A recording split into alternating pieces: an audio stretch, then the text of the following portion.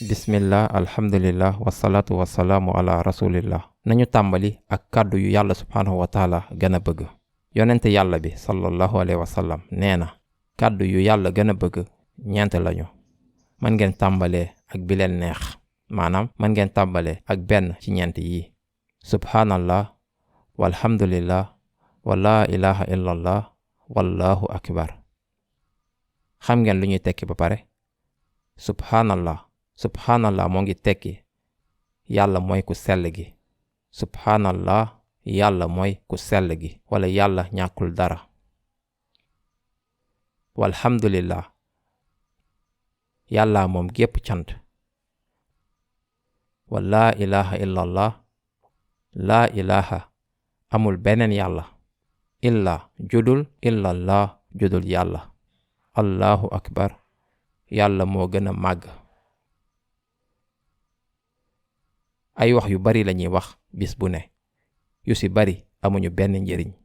xadis bii jox nañu ñeent kàddu yu ñuy yëkkati ñun ak ñi ñu wër ci sunu diine, sunuy doxalin, ba pare dinañ ci am ay teranga yu dul jeex. kàddu yii dañuy yokk sunu diine ba pare yaatal sunu mbëggeel ak màggal yàlla sunu biir xol. nañu ko leeral tuuti. subhaanallah yàlla mooy ku sell gi.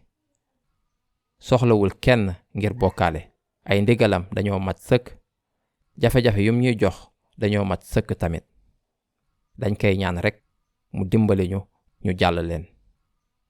alhamdulillah wax zikr bi ànd ak yéene yuy wutee, ndax xamd dafay tekki ñaari mbir: bàkk ak gërëm. kon ñoo ngi bàkk yàlla ndax liñ koy ràññee lu mel ni li ñu wër ci lum bind, te ñoo ngi koy gërëm ndax xéewal yim ñu jox. kon ñoo ngi bàkk ak gërëm yàlla ngir loolu yépp.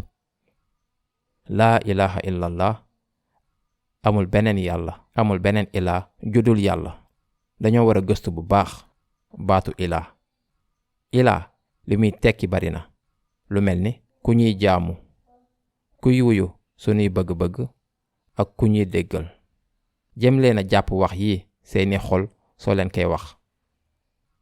allahu akbar yàlla moo gën a màgg, ki gën a màgg ci anam yépp. mën nañ xalaat benn bu nekk ci juróom-ñeent fukki juróom-ñeent turu yàlla yi ba pare gis màggaayam. ñëw leen xool understandquran.com ngir jàng alquran, jàng tajwid ak dégg alquran, ak ngir jàng benn ak benn. jazakumullahu xayr. wassalaamu aleykum.